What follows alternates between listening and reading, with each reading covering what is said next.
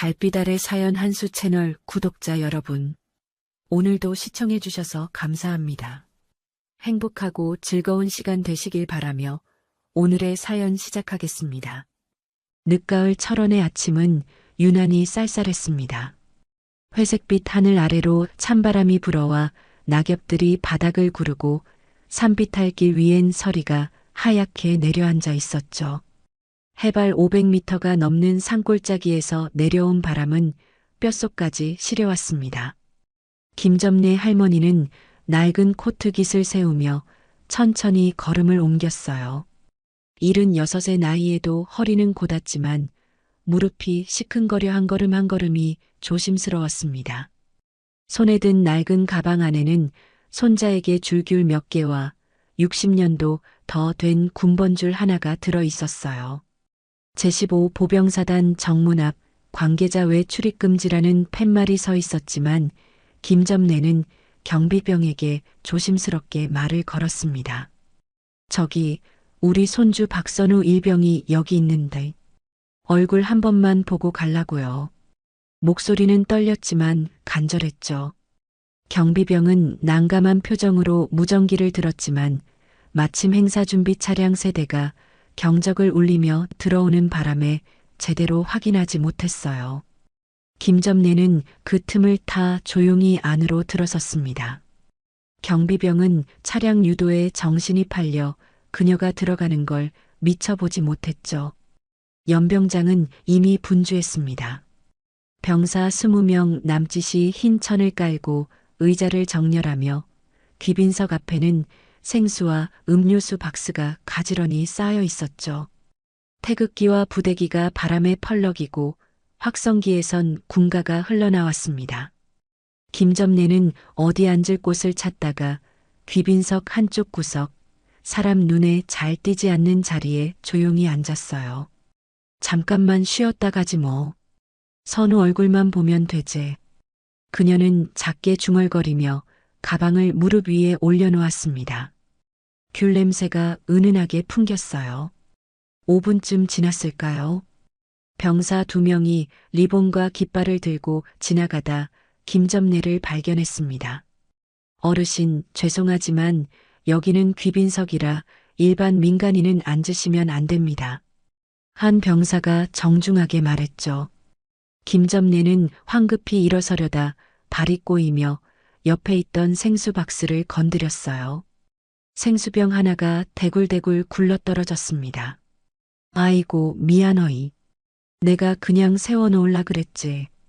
그녀가 허리를 숙여 병을 집어드는 순간 손이 미끄러져 뚜껑을 살짝 열어버렸어요.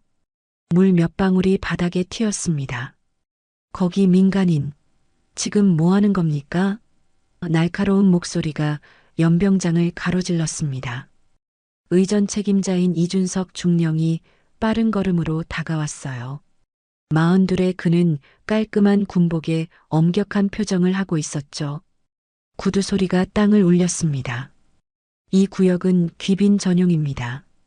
누가 출입을 허가했습니까? 김점래는 생수병을 든 채 멈칫했어요. 그냥, 갈증이 좀 나서 한 모금만. 그냥이요?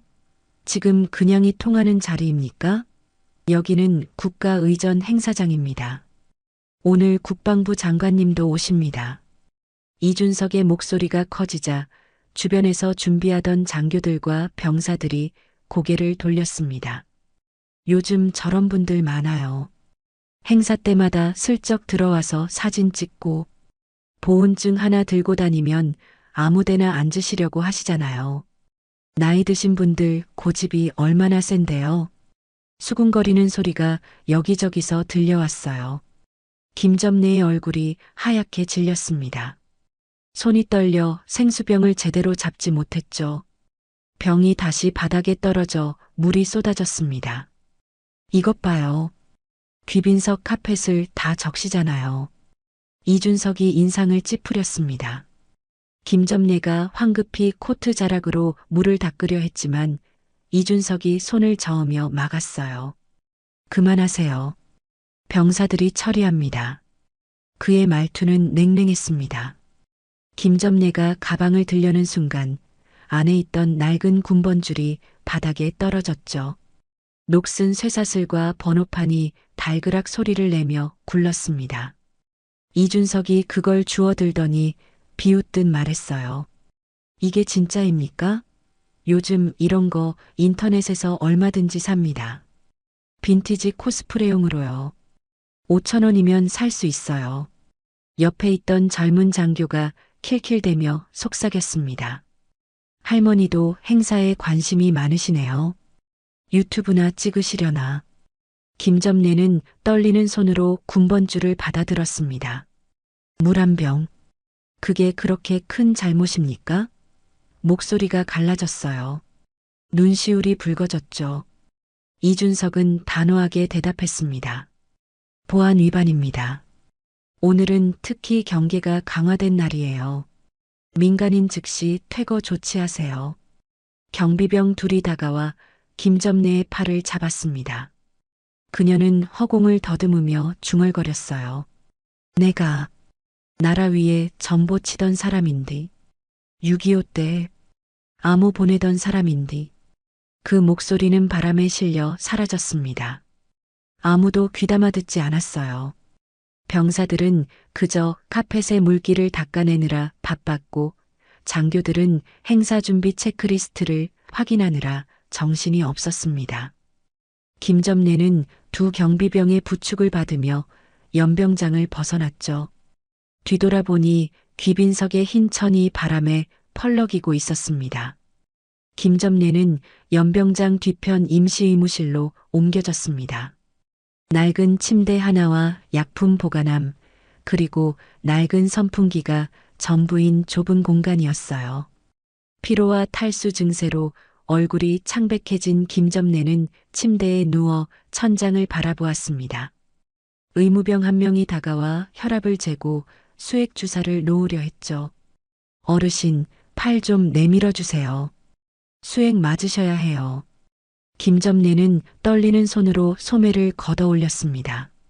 주름진 팔뚝엔 오래된 상처 자국들이 희미하게 남아 있었어요. 의무병이 바늘을 찔러 넣자 김점례는 작게 신음했지만 참았습니다. 어르신, 어디서 오셨어요? 의무병이 조심스럽게 물었죠. 철원 저 아래 산골짜기요. 걸어서 2시간 반쯤 걸리제. 손자 면회 좀 하려다가. 목소리가 점점 작아졌습니다. 의무병은 고개를 끄덕이며 차트에 기록했어요. 손자분이 여기 계세요? 이름이 뭔데요? 박선우 일병이요. 우리 막내 손주제. 얼굴 한번 보고 싶었는데. 김점례는 눈을 감았습니다. 수액이 천천히 혈관으로 들어가는 게 느껴졌죠. 의무병은 더 묻지 않고 조용히 옆에 앉아 기록을 정리했습니다. 10분쯤 지났을까요? 문이 벌컥 열리고 이준석 중령이 들어왔습니다. 구두 소리가 바닥을 울렸어요. 대위, 이분 신원 확인 끝났습니까? 곁에 있던 장아림 대위가 고개를 들었습니다. 35의 장아림은 온화한 인상에 차분한 말투를 가진 사람이었죠. 아직입니다, 중령님. 그런데 말씀 좀 드릴게. 말씀 좀이요? 하림 대위, 지금 이 행사에 대통령 축전도 내려와 있어요. 민간인 한 명 때문에 의전 전체가 흔들리면 누가 책임집니까? 이준석의 목소리는 날카로웠습니다. 장아림은 차트를 내려놓으며 말했어요. 하지만 이분이 혹시 유공자라면 문제가 확인 안 된 사람한테 혹시란 단어 쓰지 마세요. 지금 군이 동네잔치입니까? 이준석은 수액 거치대 옆으로 다가가 김점례를 내려다보았습니다. 어르신, 신분증 있으세요? 김점례는 천천히 눈을 떴어요. 가방 안에. 장아림이 낡은 가방을 열어 지갑을 꺼냈습니다. 주민등록증과 함께 낡은 사진 한 장이 나왔죠. 흑백 사진 속엔 군복을 입은 젊은 여성이 서 있었습니다. 뒤에 1951년 철원이라고 희미하게 적혀 있었어요. 이준석이 사진을 보더니 코웃음을 쳤습니다. 이것도 인터넷에서 구한 거 아닙니까? 요즘 포토샵으로 얼마든지 만들어요. 장아림은 사진을 자세히 들여다보았어요.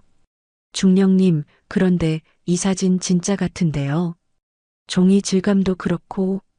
대위, 지금 감상에 젖을 때가 아닙니다.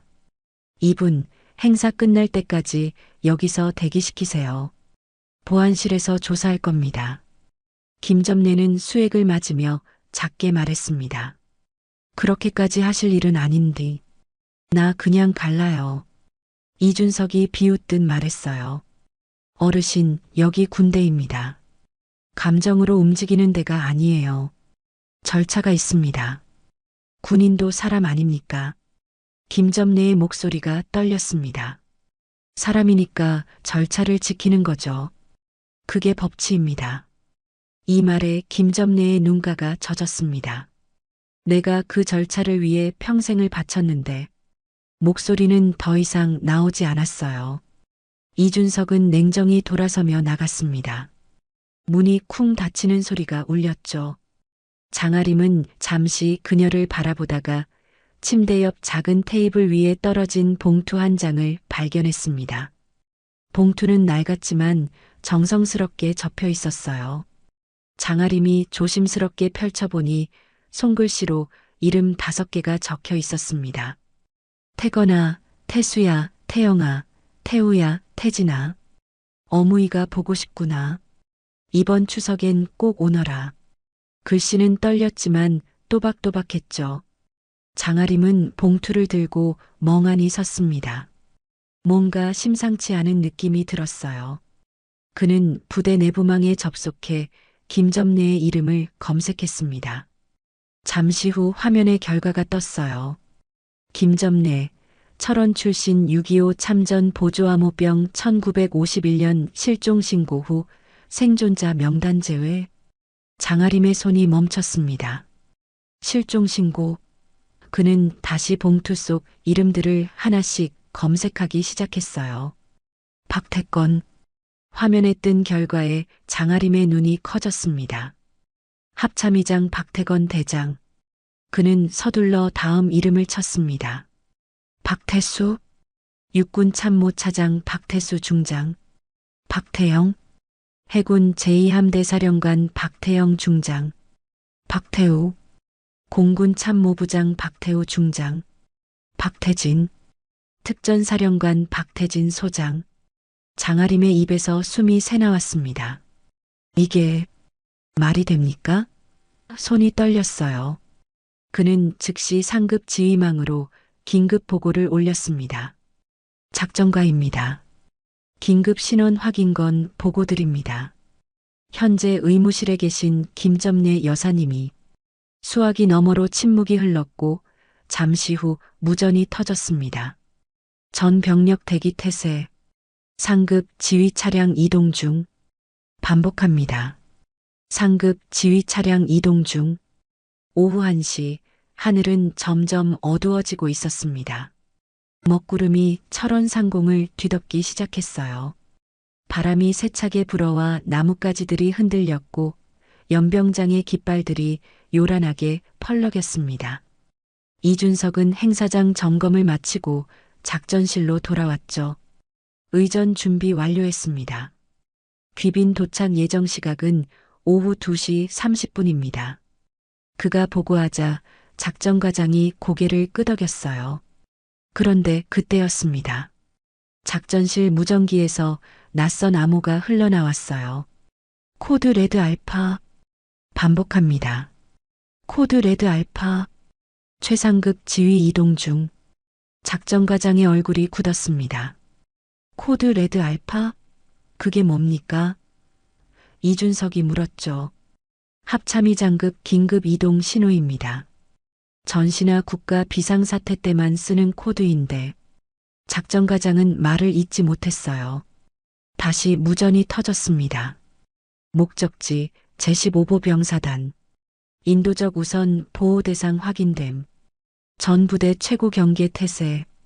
이준석의 얼굴이 창백해졌어요. 인도적 우선 보호 대상이요? 우리 부대에 그런 사람이 있습니까? 작전과장은 컴퓨터 화면을 확인하다가 멈칫했습니다. 의무실, 김점래 여사. 그 순간 이준석은 등골이 서늘해지는 걸 느꼈습니다. 같은 시각 비무장지대 인근 군 전용도로 위로 지휘 차량 행렬이 질주하고 있었습니다. 검은색 지휘 차량 5대가 일렬로 달렸고 그 뒤를 호위 차량 10대가 따랐어요. 상공에선 군용 헬기 2대가 저공 비행하며 선회했죠. 차량 안 합참의장 박태건 대장은 무전기를 잡고 있었습니다. 60대 초반의 그는 단단한 체격에 매서운 눈빛을 가진 사람이었어요. 형님, 어머니 상태 확인됐습니까? 옆 차량에서 무전이 들어왔습니다. 육군 참모차장 박태수 중장의 목소리였죠. 수액 맞고 계신다고 합니다. 탈수 증세가 심하셨대요. 박태건의 목소리는 가라앉아 있었습니다. 탈수라니. 어머니가 얼마나 힘드셨으면. 3번째 차량에서 해군 제2함대사령관 박태영 중장이 말했어요. 형님들, 제가 먼저 도착하면 의무실로 바로 가겠습니다. 공군 참모부장 박태호 중장이 무전을 이었습니다. 보고받은 내용이 사실입니까? 귀빈석 생수 1병 드셨다고 쫓아냈다는 게 목소리에 분노가 섞여 있었어요. 특전사령관 박태진 소장이 차분하게 말했습니다. 형님들, 일단 어머니 건강부터 확인합시다. 나머지는 그 다음입니다. 5 형제 장군의 무전은 계속 이어졌지만 그 누구도 흥분하지 않았어요. 다만 목소리마다 단단한 결의가 담겨 있었습니다. 박태건은 창밖을 바라보았습니다. 철원의 산과 들이 빠르게 지나갔어요. 어머니, 조금만 기다리세요. 아들들이 갑니다. 그는 주먹을 꽉 쥐었죠. 60년 전 어린 5 형제를 혼자 키우시던 어머니의 모습이 떠올랐습니다. 추운 겨울 산에서 나무를 해다 파시던 모습, 여름 떼약볕 아래 논에서 일하시던 모습, 밤늦게 깊고 기운 군복을 입고 출근하시던 모습. 형님, 도착 5분 전입니다. 무전이 들어왔어요. 박태건은 자세를 바로 했습니다. 전 차량 속도 유지. 도착 즉시 연병장 집결.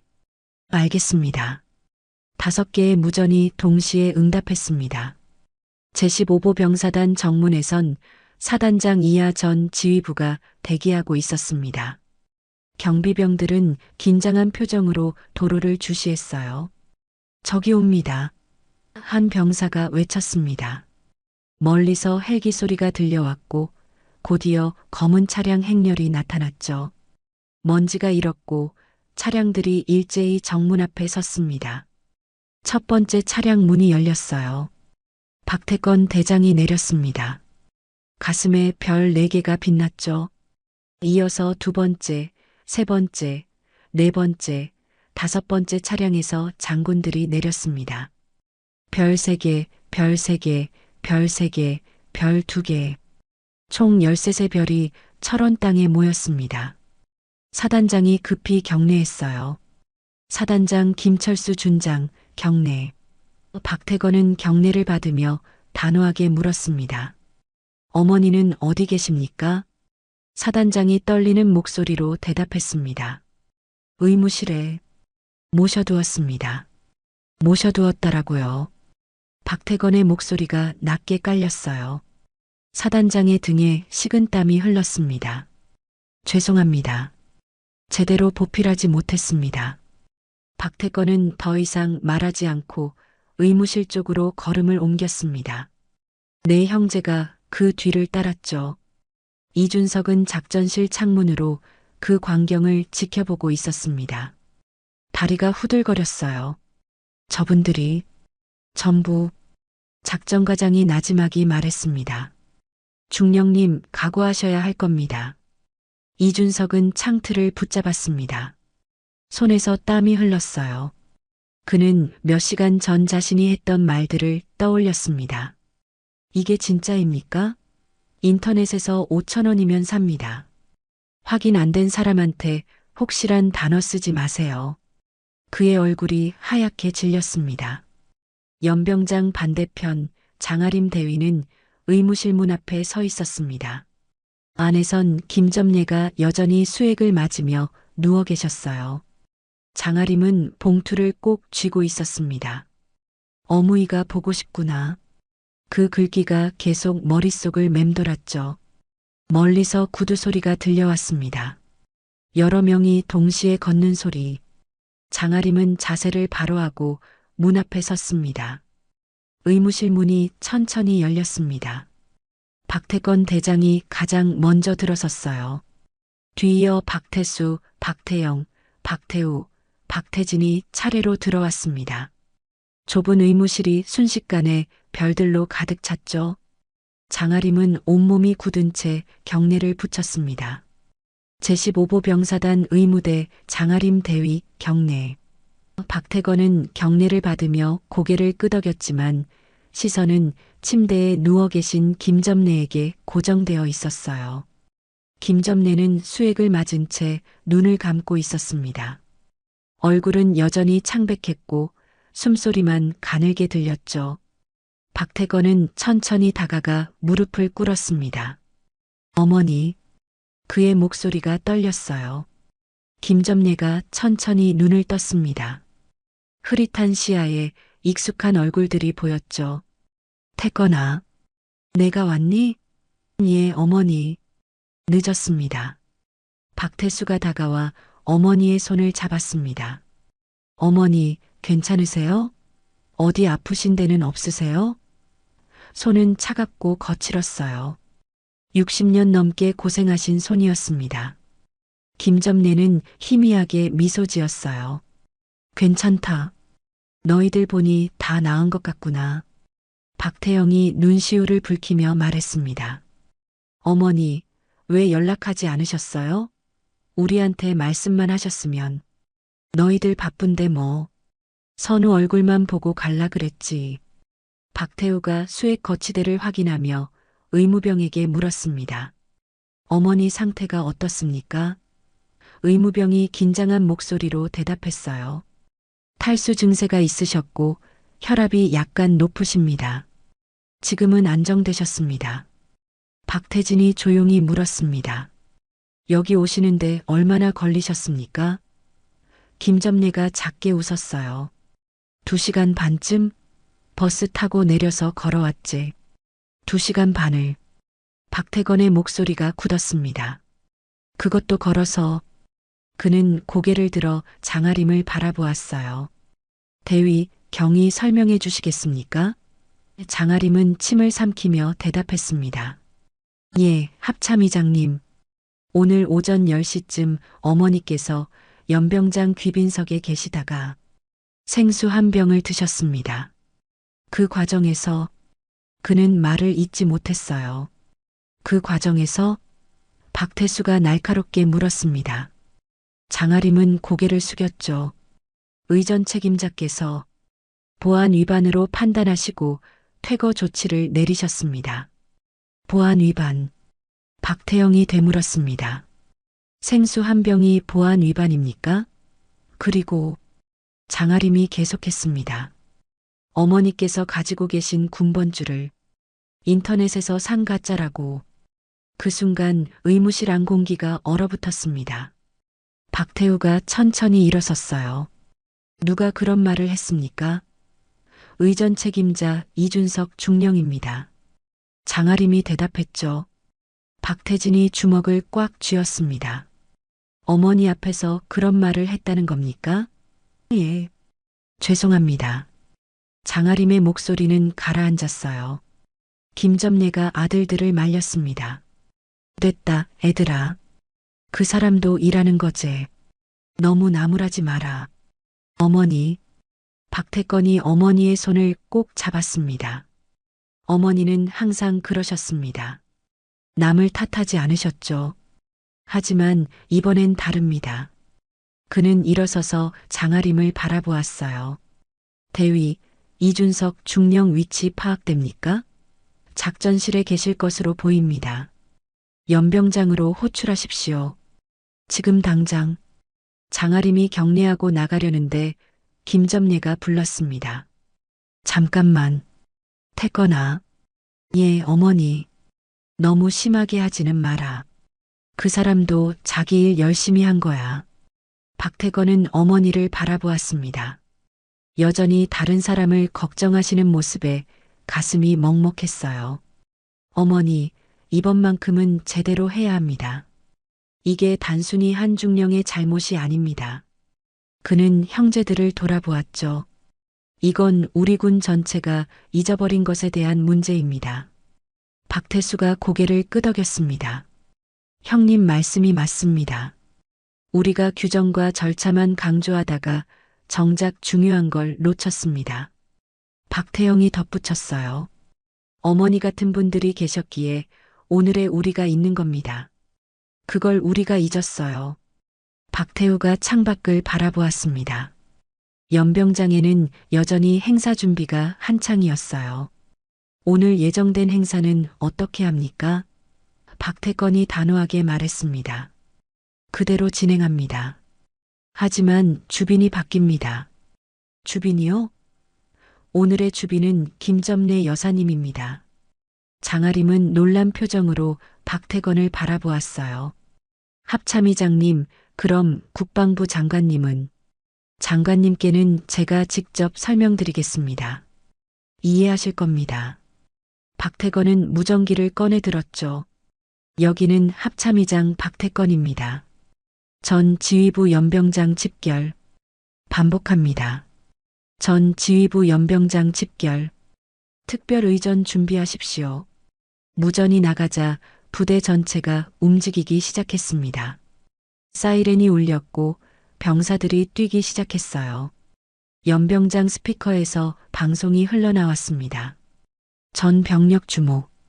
특별의전 실시. 귀빈석 재배치. 의장대 집결. 이준석은 작전실에서 그 방송을 듣고 있었습니다. 다리가 후들거렸어요. 작전과장이 다가와 말했습니다. 중령님, 연병장으로 나가셔야 합니다. 나도 압니다. 이준석은 떨리는 손으로 군모를 집어들었습니다. 거울에 비친 자신의 얼굴은 창백했어요. 내가 무슨 짓을 한 거지? 그는 복도로 나섰습니다. 밖에선 비가 내리기 시작했어요. 가을비가 차갑게 얼굴을 때렸습니다. 연병장으로 가는 길, 그는 몇 시간 전 자신의 말들을 계속 떠올렸습니다. 그때마다 가슴이 철렁 내려앉았죠. 비가 점점 굵어지고 있었습니다. 철원의 가을비는 차갑고 매서웠어요. 연병장 위로 빗방울이 쏟아지고 흙먼지가 물에 젖어 진흙으로 변했습니다. 병사들은 서둘러 비옷을 입고 귀빈석을 재배치하기 시작했어요. 원래 중앙에 있던 국방부 장관 좌석이 옆으로 옮겨지고 가장 중앙에 새로운 의자가 놓였습니다. 흰 천으로 덮인 그 의자 위에는 작은 쿠션까지 준비되었죠. 의장대 20명이 우산을 들고 정렬했습니다. 나팔수 6명이 악기를 점검하고 군악대원 30명이 빗속에서도 대기 태세를 갖췄어요. 사단장 이하전 지휘부가 연병장 중앙에 모였습니다. 총 100여 명의 장교와 500여 명의 병사들이 빗속에 도열했죠. 별 13시 한자리에 모인 광경에 모두가 긴장한 표정이었습니다. 이준석은 제일 뒤편에 서 있었습니다. 비옷도 입지 않은 채 비를 맞고 있었어요. 옆에 선 동기 소령이 걱정스럽게 말했습니다. 야, 준석아. 비옷이라도 입어. 감기 걸리겠다. 괜찮아. 이준석의 목소리는 공허했습니다. 이 정도는 아무것도 아니야. 그는 멍하니 중앙의 의자를 바라보았어요. 몇 시간 전 그 자리에서 김점례를 쫓아냈던 자신의 모습이 떠올랐습니다. 의무실에선 박태건이 어머니를 조심스럽게 부축했습니다. 어머니, 일어나실 수 있으세요? 그럼, 이 정도야. 김점례는 아들의 팔을 잡고 천천히 일어났어요. 수액 바늘을 빼내자 손등에 작은 핏방울이 맺혔습니다. 의무병이 황급히 솜으로 눌러주었죠. 박태수가 어머니의 코트를 가져와 입혀드렸습니다. 어머니, 밖에 비가 옵니다. 우산 받치고 모시겠습니다. 비? 이런 비쯤이야 뭐. 김점례가 웃었어요. 6.25 때는 폭격 속에서도 전보 쳤는데. 박태영이 어머니의 신발을 신겨드리며 말했습니다. 어머니, 그때 얘기 좀 해주세요. 우리가 어릴 때는 말씀 안 하셨잖아요. 김점례는 잠시 먼 곳을 바라보았습니다. 그때 20살이었지. 암호병으로 배치받아서 철원 북방 고지에 있었어. 밤낮으로 암호문 받아서 해독하고 또 만들어서 보내고 포탄이 떨어져도 손을 멈출 수가 없었지. 한 글자라도 틀리면 전선 전체가 흔들리니까. 그녀의 목소리는 잔잔했지만 무게가 있었어요. 박태우가 조심스럽게 물었습니다. 그때 다치신 건 없으세요? 다쳤지. 여기. 김점례가 오른쪽 어깨를 가리켰습니다. 포탄 파편에 맞았는데. 그래도 전보는 끝까지 쳤어. 박태진이 눈시울을 붉히며 말했습니다. 어머니, 우리한테 한 번도 말씀 안 하셨잖아요. 뭐하러 그런 얘기를 하건너. 너희들 키우기도 바빴는데. 김점례는 아들들을 하나하나 바라보았어요. 너희들이 잘 자라주는 게 내 훈장이었지. 5 형제는 아무 말도 하지 못했습니다. 가슴이 먹먹했죠. 박태건이 어머니를 부축해 밖으로 나왔습니다. 문을 여는 순간 나팔 소리가 울려 퍼졌어요. 빗속에서도 또렷한 음색이 연병장을 가득 채웠습니다. 의장대 20명이 일제히 우산을 들어 올렸고 그 아래로 붉은 융단이 깔렸어요.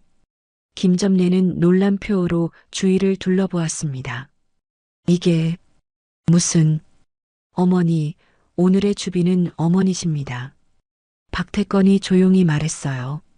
김점례를 중앙의자까지 모시는 동안 양옆으로 늘어선 병사들이 차례로 경례를 붙였습니다. 하나, 둘, 셋. 100개가 넘는 경례가 이어졌어요. 비에 젖은 손들이 떨렸지만 그 누구도 흐트러지지 않았습니다. 김점례는 한 걸음 한 걸음 옮길 때마다 고개를 숙여 답례했어요. 고맙습니다. 고맙습니다. 그녀의 목소리가 떨렸습니다. 중앙의자에 앉아 박태건이 무릎을 꿇고 어머니의 손을 잡았습니다. 어머니, 늦었지만 이제라도 제대로 된 예우를 받으셔야 합니다. 아니다, 태건아. 이런 것까지 할 필요 없어. 필요 있습니다.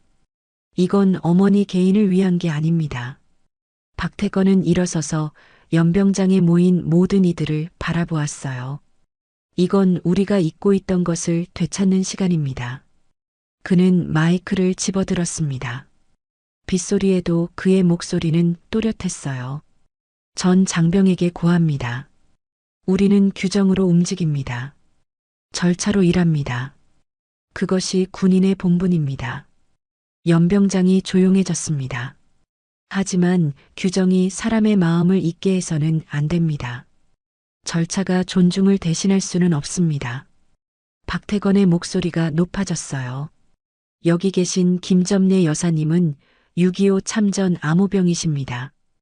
이 땅을 지키기 위해 목숨을 걸었던 분입니다.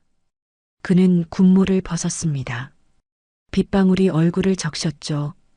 오늘 우리는 이분을 생수 한 병 때문에 쫓아냈습니다. 가짜라고 의심했습니다. 이게 우리가 지켜야 할 나라입니까? 그의 목소리에 분노와 슬픔이 섞여 있었어요.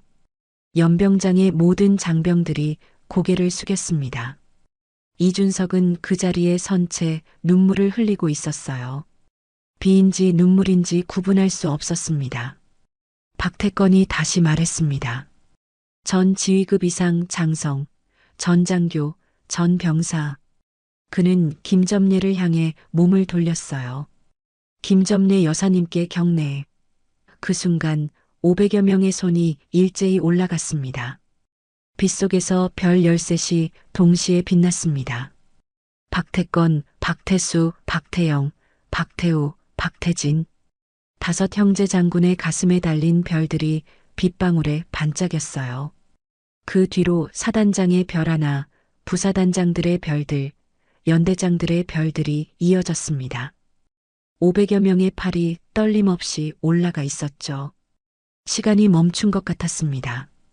김점래는 의자에 앉은 채 그 광경을 바라보았습니다. 눈가가 뜨거워졌어요. 60년 전 20살 어린 나이에 전쟁터에서 홀로 암호를 쳤던 그때가 떠올랐습니다. 어둠 속에서 떨리는 손으로 전보기를 두드리던 밤들. 포탄이 떨어져도 끝까지 임무를 완수해야 했던 순간들. 그 누구도 알아주지 않았고 기록에도 남지 않았던 시간들이었죠. 바다, 경내, 박태건의 목소리가 울렸습니다. 김점래는 떨리는 손을 천천히 들어 올렸어요. 제대로 된 경례는 아니었지만 그 손에는 60년의 무게가 담겨 있었습니다. 고맙습니다. 정말 고맙습니다. 그녀의 목소리가 떨렸죠. 500여 명의 손이 천천히 내려왔습니다. 하지만 아무도 자세를 흐트러뜨리지 않았어요. 박태건은 마이크를 다시 잡았습니다. 오늘 이 자리는 한 분에 대한 사과이자 우리 모두에 대한 반성입니다. 그는 연병장을 천천히 둘러보았어요. 우리는 매일 훈련하고 경계하고 준비합니다. 그것이 우리의 임무니까요. 하지만 가장 중요한 것을 잊었습니다. 빗소리만 들릴 뿐 아무도 입을 열지 않았습니다. 이 땅을 지키는 것은 영토만이 아닙니다. 사람입니다. 사람을 지키는 것입니다. 박태건의 목소리가 무거웠어요. 김점래 여사님 같은 분들이 목숨 걸고 지켰던 것도 결국은 사람이었습니다. 우리 가족이고 우리 이웃이고 우리 자신입니다. 그는 잠시 말을 멈췄습니다. 목이 메었죠. 하지만 우리는 오늘 그분을 사람으로 대하지 않았습니다. 의심하고 내쫓고 모욕했습니다. 그의 목소리가 높아졌어요. 이것이 과연 우리가 지켜야 할 군인의 도리입니까? 이것이 나라를 지키는 방법입니까? 연병장의 모든 이들이 고개를 더욱 깊이 숙였습니다. 이준석은 무릎이 꺾여 주저앉을 것 같았어요. 박태수가 앞으로 나섰습니다. 저는 육군 참모차장 박태수입니다. 저희 어머니는 평생 우리 형제를 키우시느라 당신의 공을 한 번도 내세우지 않으셨습니다. 그의 목소리도 떨렸어요. 전쟁 얘기는 물론이고 훈장이 있다는 말씀도 안 하셨습니다. 다만 우리에게 나라를 위해 일하는 사람이 되라고만 말씀하셨죠. 박태영이 이어받았습니다. 저는 해군 제2함대 사령관 박태영입니다. 어머니는 전쟁이 끝난 후에도 30년 넘게 산골에서 농사를 지으며 우리를 키우셨습니다. 그는 눈물을 닦았어요. 추운 겨울에도 새벽같이 일어나 나무를 하시고 여름 떼약볕에도 논에 나가셨죠. 우리가 밥 한 끼라도 더 먹게 하려고. 박태우가 말을 이었습니다. 저는 공군 참모부장 박태우입니다. 어머니는 우리가 군인이 되겠다고 했을 때 한 번도 말리지 않으셨습니다. 그의 목소리가 가라앉았어요. 다만 너희가 나라를 지키는 사람이 된다면 어미는 그것만으로도 자랑스럽다고 하셨죠. 그 말씀을 평생 가슴에 새기고 살았습니다. 박태진이 마지막으로 나섰습니다. 저는 특전사령관 박태진입니다. 막내인 저는 어머니가 60이 넘어서야 군에 입대했습니다. 그는 어머니를 바라보았어요. 그때 어머니는 내가 마지막이니 무사히만 돌아오너라고 하셨습니다. 하지만 저는 알고 있습니다. 어머니가 얼마나 무서웠을지. 5 형제가 동시에 어머니 앞으로 다가가 무릎을 꿇었습니다. 별 13이 진흙바닥에 닿았어요. 어머니, 저희가 늦었습니다. 어머니가 평생 감추셨던 공을 이제라도 세상에 알리겠습니다. 박태건이 말했습니다. 김점례는 아들들의 머리를 쓰다듬으며 울먹였어요. 됐다, 애들아. 이것만으로도 충분하다. 아닙니다, 어머니. 박태건이 고개를 들었습니다. 이제 시작입니다. 그는 일어서서 사단장을 불렀어요. 사단장. 예. 김철수 준장이 뛰어왔습니다. 지금부터 말하는 것 기록하십시오. 예, 알겠습니다. 박태건이 또렷하게 말했습니다. 제15보 병사단 연병장 중앙에 기념비를 세울 것을 명합니다. 연병장이 술렁였습니다. 비문은 이렇게 새기십시오. 김점례 여사 6.25 한국전쟁 참전 암호병. 5 아들의 어머니이자 대한민국의 어머니. 이 비석은 우리가 절대 잊지 말아야 할 것을 상기시킬 것입니다. 사단장이 경례하며 대답했어요. 명심하겠습니다. 박태건은 다시 연병장의 모든 이들을 바라보았습니다. 그리고 한 가지 더. 오늘 이 일을 계기로 정군에 지시합니다. 그의 목소리가 단단했어요. 모든 부대는 보훈 대상자 확인 절차를 재정비하십시오. 다시는 오늘 같은 일이 반복되어서는 안 됩니다. 규정도 중요하지만 그 규정이 사람을 지키기 위한 것임을 잊지 마십시오. 충성. 500여 명의 목소리가 하나로 울려 퍼졌습니다. 이준석은 그 자리에 선 채 온몸이 떨리고 있었습니다. 박태건의 시선이 그에게 향했어요. 의전 책임자 이준석 중령 앞으로. 이준석의 다리가 후들거렸습니다. 하지만 그는 비틀거리며 앞으로 나갔죠. 박태건 앞에 서자 무릎이 꺾였습니다. 죄송합니다. 정말 죄송합니다. 그는 고개를 들지 못했어요. 박태건은 이준석을 내려다보았습니다. 빗방울이 2 사람 사이로 떨어졌어요. 연병장의 모든 시선이 그들에게 집중되었습니다. 이준석은 고개를 들지 못한 채 떨고 있었죠. 중령, 고개를 드십시오. 박태건의 목소리는 차갑지도 따뜻하지도 않았습니다. 이준석이 천천히 고개를 들었어요. 눈가가 붉었습니다. 중령은 잘못했습니까? 박태건이 물었습니다. 예, 죄송합니다. 무엇이 잘못이었습니까? 이준석은 입술을 떨며 대답했어요. 제가 어르신을 의심했습니다. 규정만 내세우며 사람을 보지 못했습니다. 그게 전부입니까? 박태건의 질문에 이준석은 말을 잇지 못했습니다. 박태건이 천천히 말했습니다. 중령, 당신의 가장 큰 잘못은 의심한 게 아닙니다. 그는 김점례를 돌아보았어요. 들으려 하지 않은 겁니다. 어머니께서 뭐라 말씀하셨는지 기억합니까? 이준석이 떠올렸습니다. 내가 나라 위에 전보 치던 사람인데. 그 목소리가 귓가에 맴돌았어요. 그 한마디를 들었다면 확인이라도 했어야 합니다. 하지만 당신은 듣지 않았어요. 아니, 들으려 하지 않았습니다. 박태건의 목소리가 무겁게 가라앉았어요. 규정은 사람을 보호하기 위해 있는 겁니다. 사람을 짓밟기 위한 게 아니에요. 이준석은 눈물을 흘렸습니다. 죄송합니다. 정말 죄송합니다.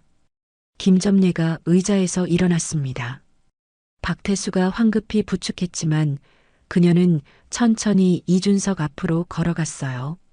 비에 젖은 코트가 무거워 보였지만 그녀의 걸음은 흔들리지 않았습니다. 중령님, 김점례가 이준석을 불렀어요. 이준석은 고개를 들었습니다. 김점례의 눈엔 눈물이 고여 있었죠. 나도 미안하이. 내가 제대로 신분을 밝혔어야 했는데. 김점례가 말했습니다. 이준석은 고개를 저었어요. 아닙니다. 어르신 잘못이 아닙니다. 아니요. 나도 젊었을 때 고집이 세었지. 그래서 너 같은 사람이 얼마나 힘든지 알아. 그녀는 이준석의 어깨에 손을 올렸습니다. 넌 내 일을 열심히 한 거요. 다만 방법이 조금 잘못됐을 뿐이지. 이준석은 그 손의 온기에 무너졌습니다. 어르신, 제가 정말 됐어. 이제 그만하자. 김점례가 미소를 지었어요. 대신 하나만 약속해 주라. 예, 말씀하십시오. 앞으로는 사람을 먼저 보거라. 규정은 그 다음이요. 이준석은 고개를 깊이 숙였습니다. 명심하겠습니다. 박태건이 다가와 이준석의 어깨를 두드렸습니다. 중령, 오늘 배운 것을 잊지 마십시오. 그것이 당신에게 주어진 과제입니다. 예, 합참의장님. 이준석이 경례했어요. 박태건은 경례를 받으며 말했습니다. 당신만의 잘못이 아닙니다. 우리 모두의 잘못입니다. 함께 고쳐나갑시다. 감사합니다. 연병장에 다시 나팔 소리가 울려 퍼졌습니다. 군악대가 연주를 시작했어요. 애국가가 빗속에 울려 퍼졌습니다. 500여 명이 차례로 부동자세를 취했죠. 김점례는 의자로 돌아가 앉았고 다섯 아들이 어머니 곁을 지켰습니다. 애국가가 끝나자 박태건이 다시 마이크를 잡았어요. 오늘 이 자리에서 우리는 한 가지를 명심해야 합니다.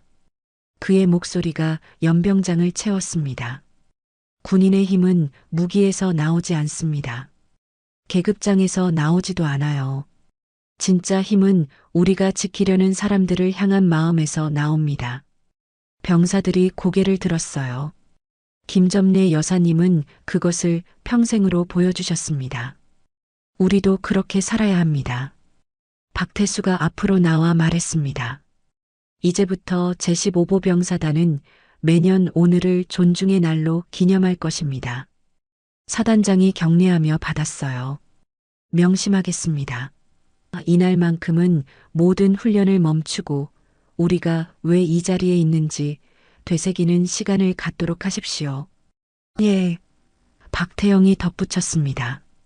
그리고 전방 부대마다 이 이야기를 전파하십시오. 규정보다 중요한 것이 있다는 것을. 박태우가 하늘을 올려다보았습니다. 비가 조금씩 그치고 있었어요. 저 하늘 아래 우리가 지키는 것은 땅이 아닙니다. 사람입니다. 김점례 여사님 같은 분들입니다. 구름 사이로 햇살이 비치기 시작했죠. 박태진이 마지막으로 말했습니다. 어머니, 오늘부터 어머니의 이름은 이 땅에 영원히 새겨질 것입니다. 그것이 우리가 드릴 수 있는 최소한의 예우입니다. 김점례는 다섯 아들을 바라보며 눈물을 닦았습니다. 고맙다 애들아. 너희가 이렇게 자라줘서. 그녀의 목소리가 떨렸어요.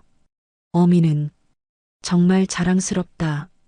다섯 형제는 어머니 앞에 다시 무릎을 꿇었습니다. 그들의 눈에도 눈물이 고였죠. 연병장의 모든 이들이 그 광경을 지켜보았습니다. 누군가 조용히 박수를 치기 시작했어요. 1명, 2명, 10명, 100명. 박수가 연병장을 가득 채웠습니다. 빗방울과 박수 소리가 어우러져 철원의 하늘에 울려 퍼졌어요. 김점례는 그 소리를 들으며 미소 지었습니다. 60년 만에 처음으로 자신의 이름이 불리는 순간이었죠. 더 이상 잊혀진 사람이 아니었습니다.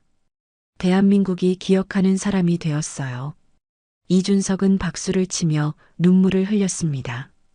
옆에 선 장교들도 뒤에 선 병사들도 모두 울고 있었어요. 슬픔이 아니었습니다. 부끄러움과 감사함이 뒤섞인 눈물이었죠.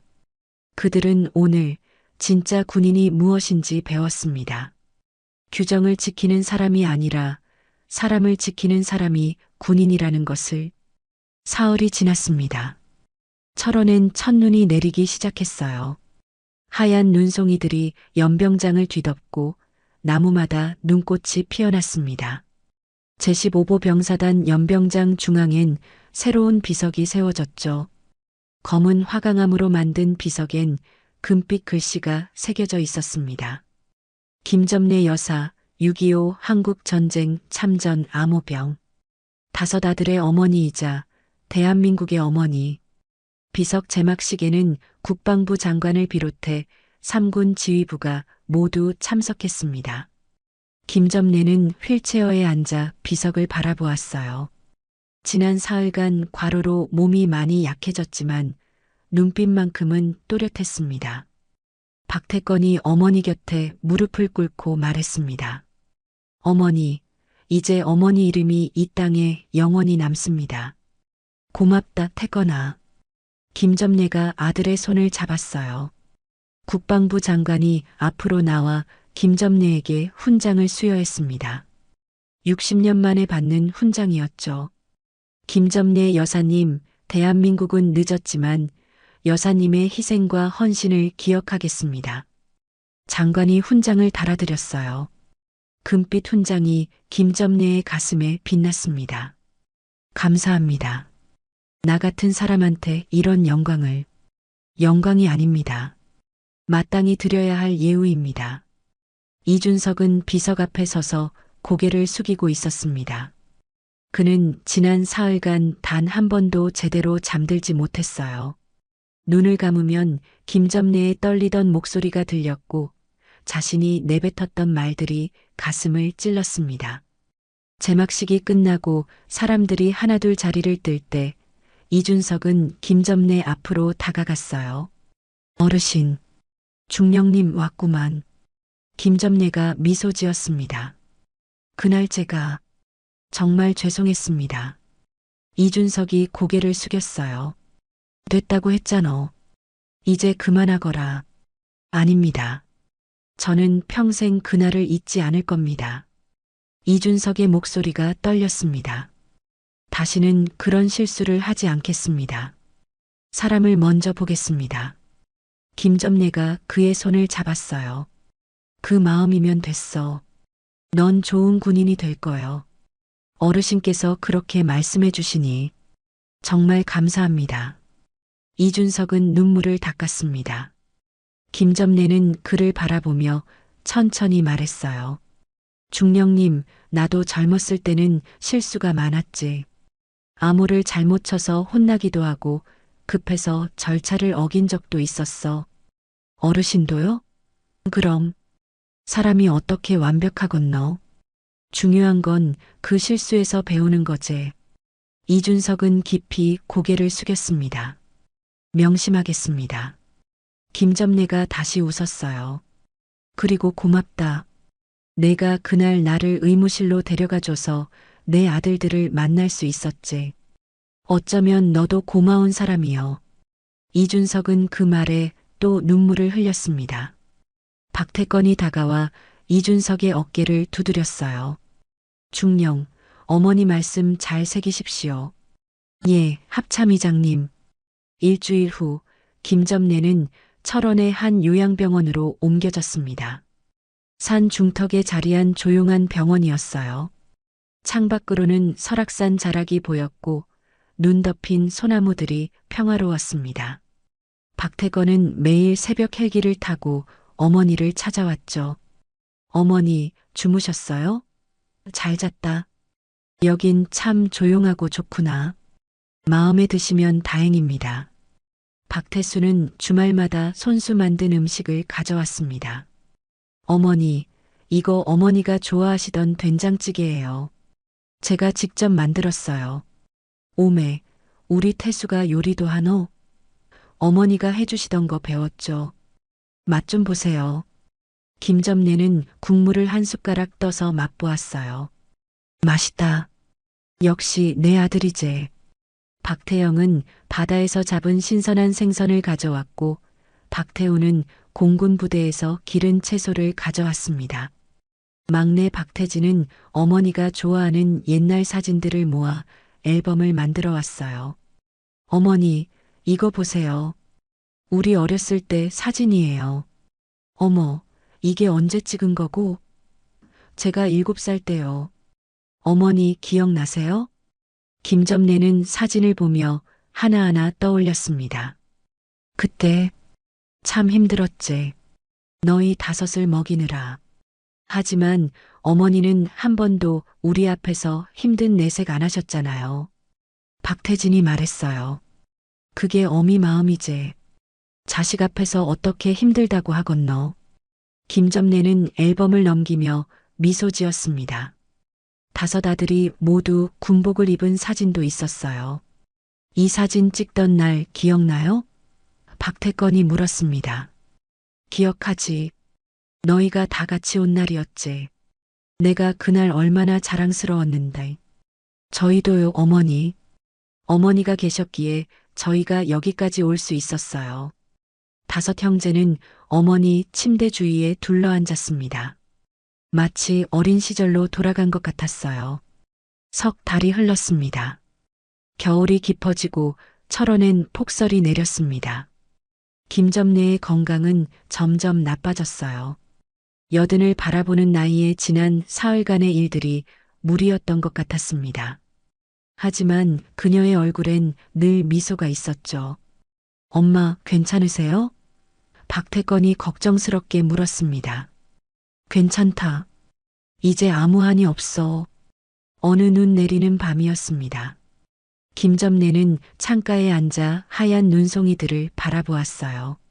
멀리 제15보병사단 쪽에서 불빛이 반짝였습니다.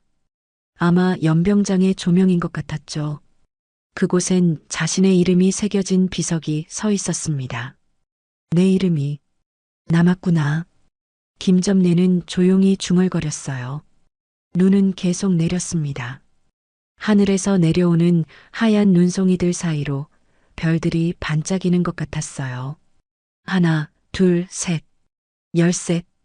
마치 다섯 아들의 별들이 하늘에서 빛나는 것 같았습니다. 김점래는 그 별들을 바라보며 미소 지었어요.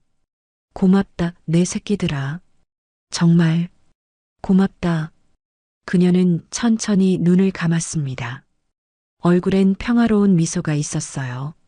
창밖의 눈은 계속 내렸고 별빛은 눈송이 사이로 스며들었습니다. 철원의 밤하늘엔 13의 별이 유난히 밝게 빛나고 있었죠.